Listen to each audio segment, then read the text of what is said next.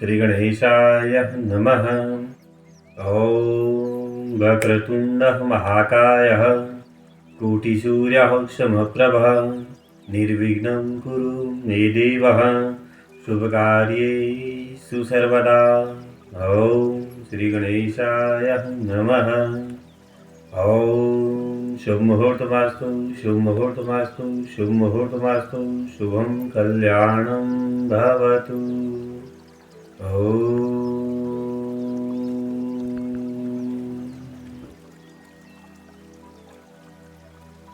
आप सभी लोगों को मेरा सादर प्रणाम। 16 संस्कारों की इस सीरीज में हम लोग सनातन परंपरा में बताए गए प्रमुख 16 संस्कारों, इनके महत्व और जीवन की किस समय अवधि पर इन्हें करना चाहिए, यह क्यों प्रायोगिक और इनकी क्या उपयोगिता है और क्या इनका वैज्ञानिक महत्व है, इस पर हम लोग चर्चा कर रहे हैं। पूर्व में भी हम लोग जिस तरह चर्चा कर चुके हैं कि प्रत्येक जड़ और चेतन वस्तु अपने श्रेष्ठ गुणों के साथ तभी प्रकट होती है जब उसे संस्कारित करा जाता है। उदाहरण के लिए खेत पर उत्पन्न होने वाला अनाज ज्यों का त्यों उपयोग में नहीं लाया जाता है, उसे विभिन्न चरणों से गुजार कर उसे संस्कारित कर उसकी स्वादिष्ट भोजन उससे तैयार करा जाता है। इसी प्रकार चाहे सोना हो, चाहे चांदी हो या अन्य हीरे समेत बेशकीमती रत्न हो, सभी को संस्कारित करना पड़ता है, तभी वह संपूर्ण गुणों के साथ प्रकट होते हैं और उनकी उपयोगिता कई गुना बढ़ जाती है। हम लोग इसी क्रम को आगे बढ़ाते हुए इन 16 संस्कारों का क्या महत्व बताया गया है और इन्हें क्यों करना चाहिए और इनका मुख्य उद्देश्य क्या है, इस पर आपके साथ इस वीडियो के माध्यम से चर्चा कर रहे हैं। इससे पूर्व हम लोग संस्कारों के महत्व, गर्भाधान संस्कार, पुंसवन संस्कार, सीमंतु नयन, जात कर्म, षष्ठी महोत्सव, नामकरण, निष्क्रमण और अन्नप्राशन संस्कार पर बात कर चुके हैं। और आप लोगों ने देखा होगा कि इन सभी संस्कारों पर किस तरह और कितना हमारे शास्त्रों में बल दिया गया है और वर्तमान की स्थिति के अनुसार आप इसका एक तुलनात्मक विश्लेषण भी अपने स्तर और अपने परिवेश को देखते हुए कर सकते हैं कि जिस सनातन पर हम लोग गर्व से कहते हैं कि हम लोग सनातनी हैं, हम कितने अपने शास्त्रों के अनुसार बताए गए आचरण का पालन कर रहे हैं और कितने संस्कारों को हम लोग अपने जीवन में उतारते हैं या अपने अभिभावक होने के नाते अपने बच्चों और समाज तक यह बात पहुंचा रहे हैं। और ये सब आप जानते हैं और समझ भी रहे होंगे कि हमारा यह सनातन, यह परंपरा कितनी तत्व और रहस्यमयी है और हम सभी को कोशिश करनी चाहिए कि इसके महत्व को जानने के लिए लगातार आध्यात्मिक चर्चाओं और श्रेष्ठ जनों के माध्यम से अपना एक चिंतन जारी रखें। आज की इस वीडियो को आगे बढ़ाते हुए हम लोग चूड़ाकरण संस्कार पर बात कर रहे हैं। बेसिकली जो हमारा चूड़ाकरण संस्कार है वह बालक को चूड़ा अथवा शिखा धारण कराने की हमारी परंपरा है। यह वह संस्कार है जिसको आमतौर पर मुंडन संस्कार के नाम से भी जाना जाता है। इसमें अनिष्टेय मुख्य कार्य शिशु का केश मुंडन है। यह संस्कार बल, आयु एवं तेज की वृद्धि के लिए किया जाने वाला संस्कार है।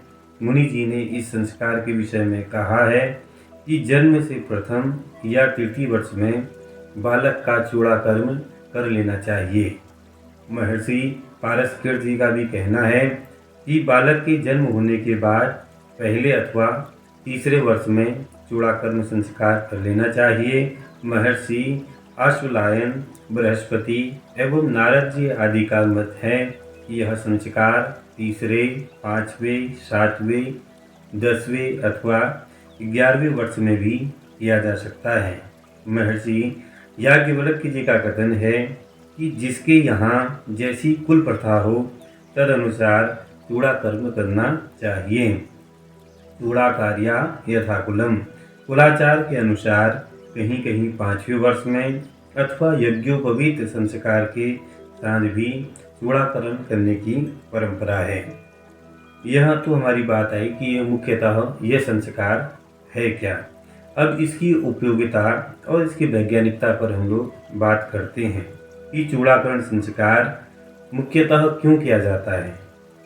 यह संस्कार मुख्य रूप से गर्भकालीन केशों का कर्तन करके शिखा रखने के लिए किया जाता है। और यह सवाल उठता है कि शिखा क्यों रखी जाती है, इसकी क्या उपयोगिता है। इसके संबंध में महर्षियों ने बहुत सारी बातें बताई हैं। संक्षेप में आपको थोड़ा बहुत बताने का प्रयास करते हैं।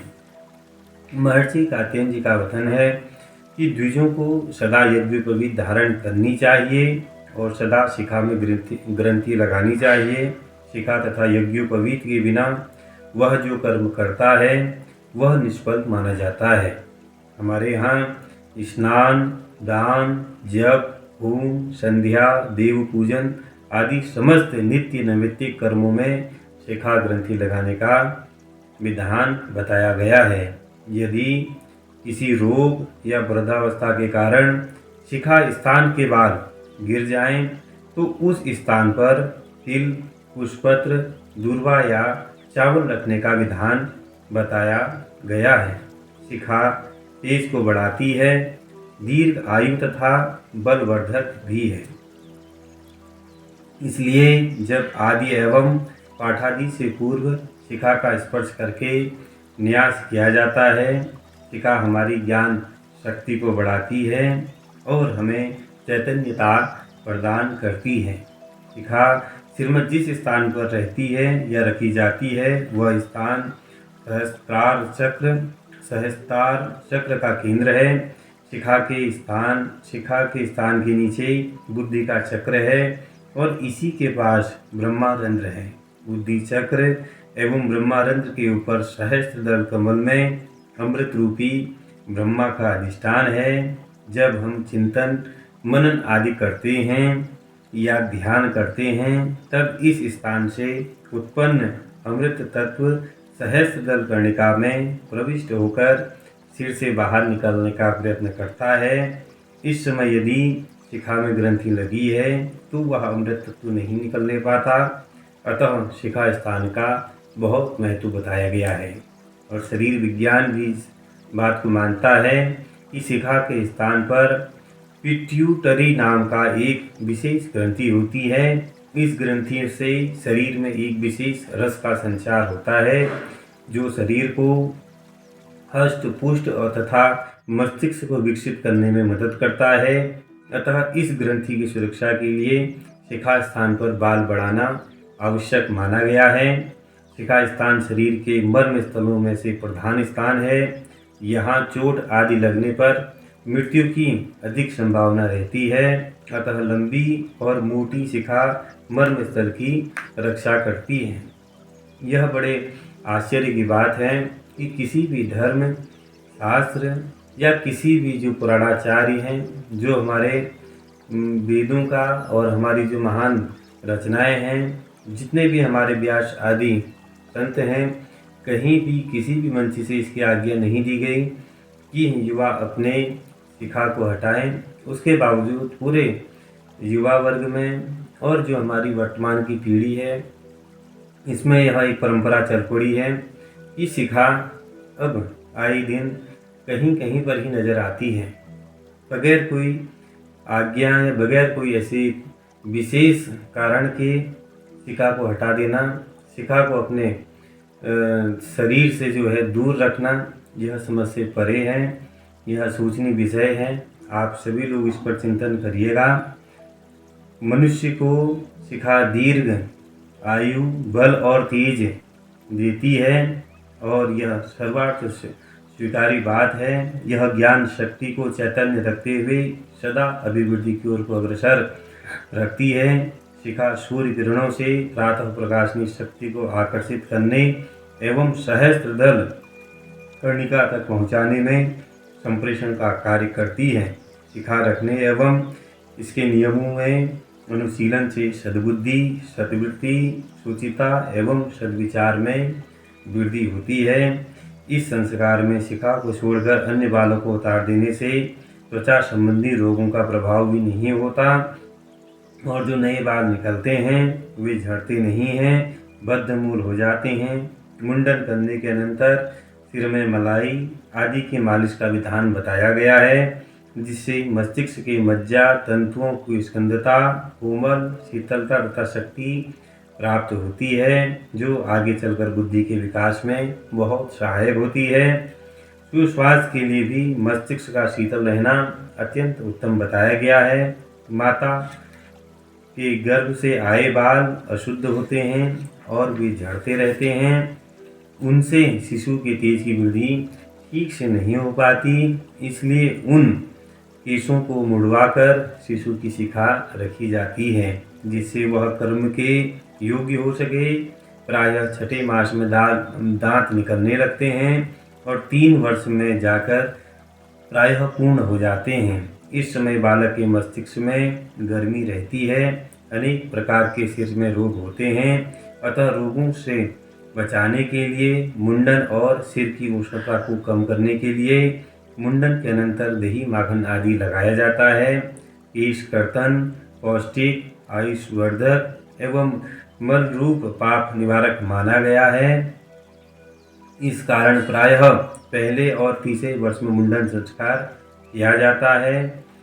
समंत्रक चूड़ाकरण से आयु वृद्धि और जठराग्नि संदीपक होता है। बल, बुद्धि तथा सौभाग्य बल बढ़ता है। चूड़ाकरण हिंदुत्व को बाह्य रूप में प्रकट करने वाला विशेष संस्कार है। जैसा राजा का चिन्ह ध्वज है, वैसे ही हिंदुत्व का चिन्ह शिखा अथवा चोटी है। जैसे चरक संहिता में भी बताया गया है कि केश, श्मश्रु अथवा नख आदि के काटने से शरीर पुष्ट होता है, शक्ति में वृद्धि होती है, आयु दीर्घ होती है, पाप का अपनोदन होता है और सौंदर्य की वृद्धि होती है। तो इसीलिए यह एक चिन्ह है। आज हमने जो है चूड़ाकरण संस्कार प्रयोग और यह क्यों करना चाहिए, इस पर आज हमने चर्चा करी और उम्मीद है आज का यह चूड़ाकरण संस्कार और इसके जो प्रयोग में मुख्य बातें हमने आप तक सूक्ष्म रूप से पहुंचाने का प्रयास करा, वह आपको पसंद आई होंगी। हम पूर्व से एक बात आपसे कहते आए हैं कि यह सागर में एक बूंद समान हम आप तक पहुंचाने का प्रयास कर रहे हैं। इन सभी संस्कारों में विशेष रूप से और अध्ययन और गूढ़ता से इसके भाव में उतरने की आवश्यकता है। जितना अधिक हम इस संस्कार और इस संस्कारों के महत्व को अपनों तक पहुंचाएंगे और अपने वरिष्ठ जनों से इस पर चर्चा करके अपने कुलाचरण इत्यादि के अनुसार इन्हें अपने जीवन में धारण करने का प्रयास करेंगे, अवश्य ही जो हमारी भावी पीढ़ी है, जो युवा पीढ़ी है, वह श्रेष्ठता की ओर को अग्रसर होगी और वह विश्व कल्याण की भावना से विप्रोत होकर वसुधैव कुटुंबकम की हमारी सनातन परंपरा का लक्ष्य और उद्देश्य को प्राप्त करने में अवश्य सफल होगी। आज के इस एपिसोड में जुड़ने के लिए आप सभी का बहुत बहुत धन्यवाद। जो भी इसमें त्रुटियां गलतियां रही हों, आप अपना बड़ा हृदय रखते हुए उसे सहज से आप माफ़ करेंगे और जो भी सुझाव होंगे आप कृपया उसे हम तक कमेंट बॉक्स के जरिए पहुंचाएंगे। ऐसा मेरा आप सभी से आग्रह है और आप सभी का बहुत बहुत धन्यवाद। जय माता की, जय श्री राम।